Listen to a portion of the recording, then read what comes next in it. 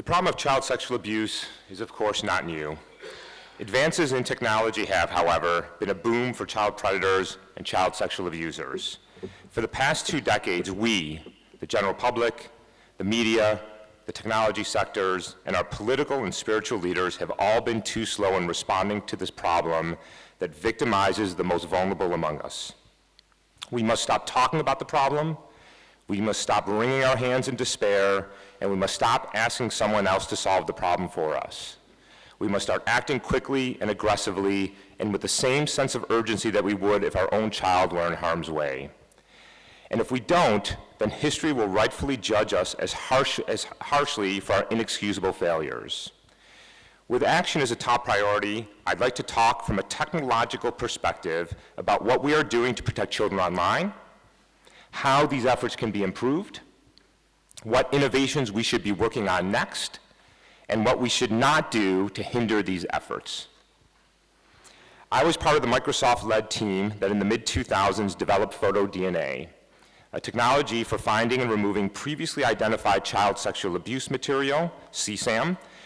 This technology works by extracting a digital signature from an image. The signature is highly distinct, allowing us to distinguish between the billions of images that are uploaded every day. This signature is also robust to simple image modifications so that a modified image can still be identified. Once an image is manually identified as CSAM, its signature can be added to a database of known harmful content and eliminated from social media, cloud service, email, or web search. The benefit of this technology is that it is fast and accurate. The drawback of this technology is that it only can identify previously identified material and only operates on images and not on videos or on text-based chats. Over the past decade, photo DNA has been effective in eliminating the re-uploads of tens of millions of previously identified content, but with little effort, there is much more that we can do. The efficacy of photo DNA is contingent on 2 primary things: the size of the database being scanned and the number of participating companies. There are 4 things that we can do to immediately improve the efficacy of photo DNA. 1, aggressively and continually grow the photo DNA database. There is no technological limitation to growing this database as soon as new material is identified and verified to be CSAM. 2, we should create a single global shared database of photo DNA hashes. 3, we should pressure non-participating services to deploy photo DNA.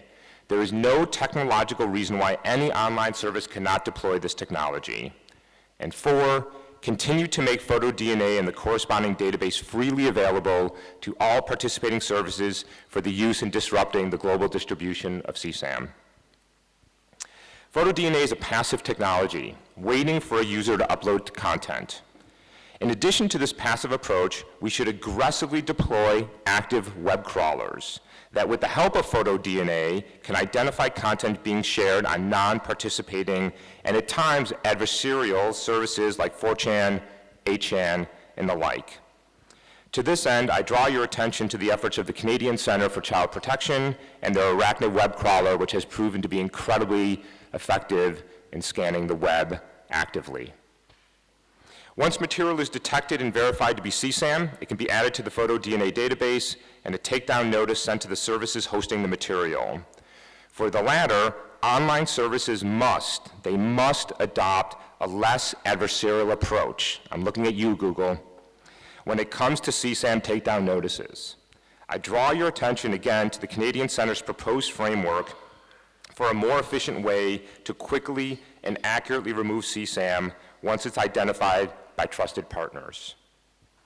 When it comes to sites that exist for the primary purpose of exploiting children, we must simply remove them from existence. This means going after, for example, the internet hosting, the domain name, and other infrastructure services that allow these sites to exist for the sole purpose of exploiting children. I once again draw your attention to some of the excellent work being done by the Canadian Centre to take down some of the most vile Chan sites. I've talked about what we are doing and how these efforts can be improved. Now let me talk about 3 other technological advances that I believe can be developed in a relatively short amount of time. 1, we must widely deploy a robust video hashing technology. There are various versions of this technology that already exist, but they have not seen the type of unification and wide distribution that we have seen with photo DNA. 2, we must address the ongoing problem of child predators and groomers in chat rooms, particularly on popular gaming sites. I am part of the Microsoft-led team that is developing some technology for this effort, but the entire industry must do more to combat this problem. And 3, we must address the issue of live streaming video. This is a significant technological challenge given the volume and the immediacy of live streaming video.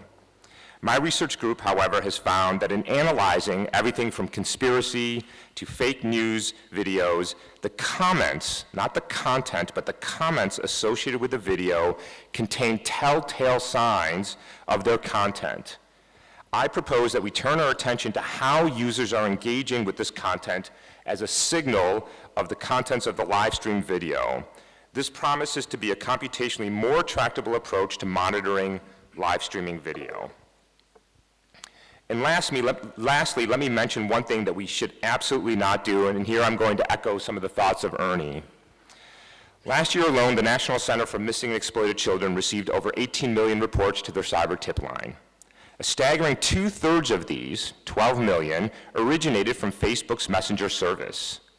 I'm absolutely baffled to understand why then Facebook would propose to move their service to an end-to-end encrypted service, which would completely blind us to the contents passing through their service.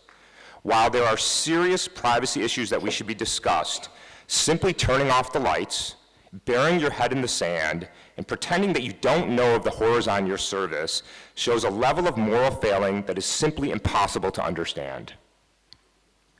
We cannot allow end-to-end encryption to be blindly implemented without a process to ensure that programs like photo DNA and any future technologies for protecting children can be effectively deployed. And I again am going to echo Ernie's thoughts here that we shouldn't do something and then try to fix the problem. We should fix the problem and then do something.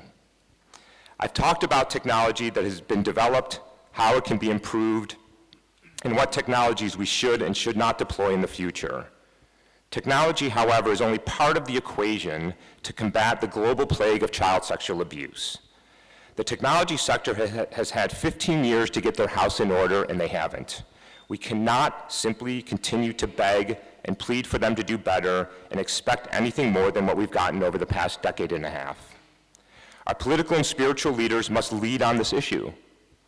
They must call out the technology giants, their CEOs, their board of directors for their failures, and not stop until we see change. We must turn to legislative and regulatory relief to force the technology giants to clean up their services or face fines in the tens or hundreds of millions of dollars.